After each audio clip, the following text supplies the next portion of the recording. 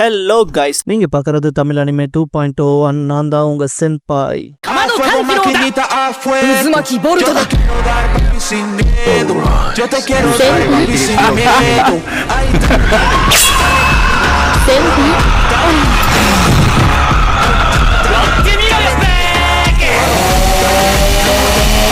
இந்த வீடியோல which had அட்டாலியரோட episode 11 பார்க்க போறோம். எடுத்ததோ அகாட் அந்த ஸ்கேல் வுல்ஃப்ஸை ஃபாலோ பண்ணி போறதை காட்டுவாங்க. அவன் மனசுக்குள்ள இது ஸ்கேல் வுல்ஃப்ஸ்க்கான மேட்டிங் சீசன், அதுக்கு அதுகளோட வருங்கால சந்ததிகளை காயப்படுத்தாம இருக்க கூர்மையான ஸ்கேல்ஸ் எப்படி ஆக்கி வச்சுக்கிறது வழக்கம். இதுல சிலது மேட் பண்ண விரும்பலினாலும் அது ஸ்ட்ராங்காக விரும்புற அளவுக்கு ஸ்ட்ராங் ஆகி போலாம். நான் முன்னாடி அவகிட்ட இருந்து கத்துக்க எதுவும் இருக்காதுன்னு நினைச்சேன். அவுட் சைடர்ஸ் இங்க இருக்கவங்க இல்ல இவங்களால மேஜிக் உலகத்துக்குன்னு ஒன்னு ஆஃபர் பண்ணவே முடியாது. ஆனா அவ எப்படி எல்லாத்தையும் மாத்தி அமைச்சா? அவ எங்கல்ல இருந்து என்ன டிஃபரெண்டா இருக்கான்னு தனக்கு தானே கேள்வி கேட்டுப்பா.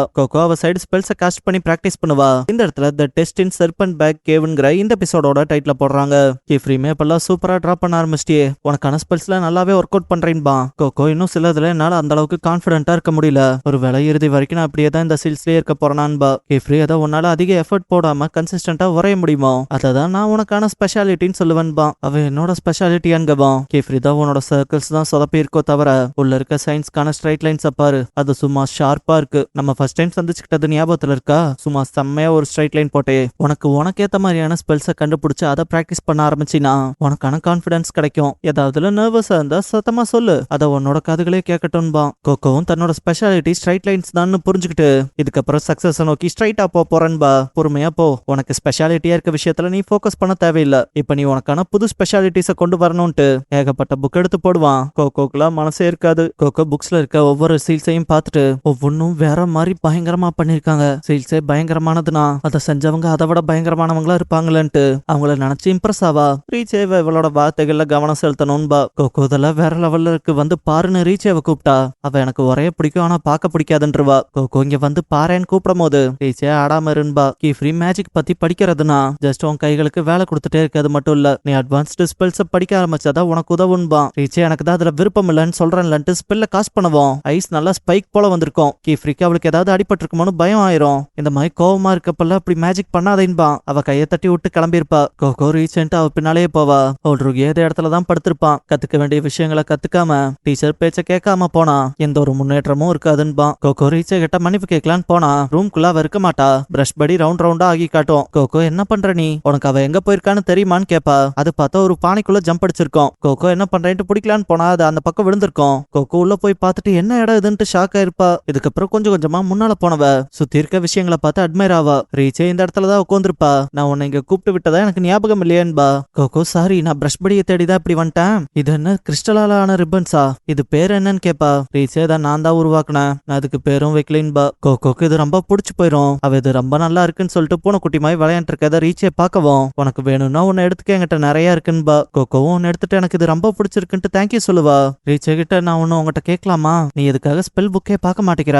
என்னை பொறுத்த வரைக்கும் எனக்கு அந்த ஸ்பெல் புக்ஸை பாக்குறப்ப இதை உருவாக்குனவங்க எதுக்காக அதை உருவாக்கி இருப்பாங்களோன்னு இமேஜின் பண்ணி பார்க்கவே ரொம்ப ஆச்சரியமா இருக்கும். அது ஒரு கியூரியாசிட்டி கொடுக்கும்பா. ரீச்சே எனக்கு என்னோட ஸ்பெல்ஸை தான் டிராப் பண்ணணும், நான் புக்ஸை பார்த்தா அது காப்பி அடிக்கிற போல ஆயிரும், எனக்கு அது பிடிக்காத, எனக்கு வேண்டான்பா. கோகோ வருத்தப்படுறத பார்த்துட்டு இதுக்கும் உனக்கு சம்மந்தம் இல்ல, எனக்கு அவங்க ஸ்பெல்ஸும் வேண்டாம், என் ஸ்பெல்ஸ் அவங்க மாசுபடுத்தவும் வேணான்பா. வெளியே வச்சு கீஃப்ரீ ஓல்ட்ருகியா கிட்ட அவ இந்த அட்டாலியர் வரக்கு முன்னால வேற ஒரு விச் கிட்ட ட்ரைனிங் எடுத்திருந்தா. அவளோட பிடிவாதத்தை பாதுகாப்புக்கு பயன்படுத்திக்கிறா. ஒரு ஸ்கேல் வுல்ஃப் அதை தொலைக்க முடியாத பாத்துக்கிற போல. நான் இன்னும் எவ்வளவு இன்டர்ஃபியர் ஆகுறதுன்னு எனக்கு தெரியலன்பா. ஆல்ரெடி ஸ்பெல்ஸை விட மனுஷங்களை புரிஞ்சுக்கிறது கஷ்டம் தான். இந்த அதை புடிச்சுக்கன்கவும் கீஃப்ரீ அதை வாங்கி இதென்ன ஸ்டோன்ஸ் ஆன்பா. ஆல்ரெடி இது என்னோட லேட்டஸ்ட் கிரியேஷன் ஸ்னக் ஸ்டோன்ஸ். இது தூங்க நல்லா உதவும். இதை தூங்குறதுக்கு முன்னால தலகாணி கடியில வச்சுட்டு படுத்தா டிப் டு டோ வரைக்கும் நல்லா வாமா இருக்கும், நல்லா தூக்கம் வரும். இதை அப்ரண்டிஸ் கிட்ட கொடுன்பா. ஆக்சுவலா இதை கோகோக்காக தான் பண்ணிருப்பான். கீஃப்ரீயும் வார்த்தைகளால கைண்ட்னஸ் எக்ஸ்பிரஸ் பண்ண முடியல, ஆனா உன் பொருள் காட்டுதுன்பா. ஆல்ரெடி அதுக்காக ஒன்னும் பண்ணலங்கிறத மலுப்ப இதை நான் விற்கிற ஐடியாவில் இருக்கேன், அதான் ரிவ்யூ கேட்டுக்கலாம்னு சொல்லி இப்படி கொடுத்துருக்கேன்பா. கீஃப்ரீ பவுச் வாங்கினதும் பார்த்தா 5 ஸ்டோன்ஸ் இருக்கும். ஓல்ட்ருகியா கிட்ட கவுண்ட் எச்சா போயிருக்குன்னா ஓல்ட்ருகியா அதுல ஒண்ணு உனக்கும் தான், நீ நல்லா தூங்கணும்ல, உன் குழந்தைகளுக்கு ஒரு நல்ல டீச்சரை எக்ஸாம்பிள செட் பண்ணிட்டு கிளம்பியிருப்பாரு. கீஃப்ரீ ட்ரை பண்றேன்னு நினைக்கிறப்ப ஒரு லெட்டர் வரும். அகாட் வந்ததும் கரெக்ட் டைம்க்கு வந்திருக்க, உன் செகண்ட் டெஸ்ட்கான டேட் வந்துருச்சுன்பா. அகாட்டும் எப்பன்னு கேப்பா. அவன் இன்னில இருந்து 3வது நாள் காலையில கேப் ரொமனான்ல இருக்க சர்பன் பேக் கேவ்லன்பா. சீன் அப்படியே ரீச்சோட பாஸ்டுக்கு போகும். அவ கிறிஸ்டல் ரிப்பன் பண்றப்ப ரிலீஃப் இன் ரிச்சலேட், இது என்ன கிறிஸ்டல் ரிப்பனா, சூப்பரா இருக்கேன்னு இருப்பான். அவளும் டக்குன்னு அதை மடக்கி உருட்டி போடுவா. அவன் பார்த்து ஷாக் ஆக ஆகவும் அவ இது ரோலி போலி என் ஸ்பெல் நல்லா இருக்குல்லன்பா. அவனும் சூப்பரா இருக்கு, எப்பவும் நீயா இருக்க மட்டும் மறந்துடாதேன்னு இருப்பான். ரீச்சே டக்குன்னு ரீலி போறத பார்த்துட்டு எங்க போற, என் மேஜிக் பார்க்க வேணாமான்ட்டு கையை நீட்டும் போது அப்படியே அவ கனவுல இருந்து வெளியே வந்திருப்பா. ரீச்சேவோட அண்ணன் தான் இந்த ரிலீஃபின். அகாட் காலையில அந்த இடத்துக்கு வரும்போது நான் எப்படி இவ்வளவு நேரம் தூங்கினேன், எல்லாம் இந்த ஸ்னக் ஸ்டோன்ஸ்னாலதான்ட்டு கோவப்படுவா. நான் ஒவ்வொரு நிமிஷத்தையும் வேலி பண்ணணும், நான் டெஸ்ட்டுக்கு முன்னால நிறைய பிராக்டிஸ் பண்ணணும்னு நினைப்பா. கீஃப்ரி யாருக்கா இருந்தாலும் இந்த மாதிரி சுச்சுவேஷன்ல ப்ரிப்பேர் ஆகாத போலதான் இருக்கும். இப்ப நீ இப்ப இருக்க கேத்தபடி டெஸ்ட்ல இறங்கு, அடுத்து வேணா வேற மாதிரி இறங்குன்னு சொல்லிட்டு பிரெட்ல பாதி கொடுப்பான். அவ அதை எடுத்து சாப்பிட்டு நான் ஹவுஸ் ஆர்க்கலாம் சேர்ந்தவ, எனக்கு செகண்ட் டைம்ல இல்ல, நான் ஃபர்ஸ்ட் ரவுண்ட்லயே ஜெயிப்பன்பா. இங்க கூக்குறோங்கிற விச் அவனோட மாணவனோட வந்திருப்பான். நீ வேற லெவல்மா, என் கூட இந்த லிட்டில் ஃபெயிலியர் வந்திருக்கான் பாரு, ஏற்கனவே 2 டெஸ்ட்ல ஃபெயில் ஆயிட்டான். நீ ஹவுஸ் ஆர்க்கலாம் குடும்பத்தை சேர்ந்த பொண்ணா, நம்ம பேசாம அப்ரண்டிஸா மாத்திக்கலாமான்னு கேட்பான். கீஃப்ரி அப்ரண்டிஸும் மனுஷங்க தான், இப்படிலாம் பேசாதீங்கன்பான். கூக்குறோ அதனாலதான் ரிப்பேர் பண்ண முடியாம போயிருதுன்னு நக்கல் பண்ணுவான். கீஃப்ரி ஏன் இப்படிலாம் பேசுறீங்கன்னு கத்துவான். யோனி அதெல்லாம் ஏன் தப்பு தான், என் மாஸ்டர் நான் தான் இந்த அளவுக்கு வருத்தப்பட வச்சிட்டேன், நான் ஃபியூச்சர்ல விச் அவனும் என்னமோட்லாம் வருத்தப்படுவான். கீஃப்ரி இல்லப்பா அப்படிலாம் இல்லைன்னு சொல்ல வந்தாலும் அவன் கேட்டுக்க மாட்டான். பிரஷ் படி சாப்பிட்டு இருந்தது பதறி இருக்கும், வந்தது அலையராவா இருக்கும். அவ டைமுக்கு வர முடியாம போனதுக்கு மன்னிச்சுக்கங்க, விண்டோவே ஒர்க் ஆகும்னு பார்த்தா வேலைக்கு ஆகாம போயிருச்சு,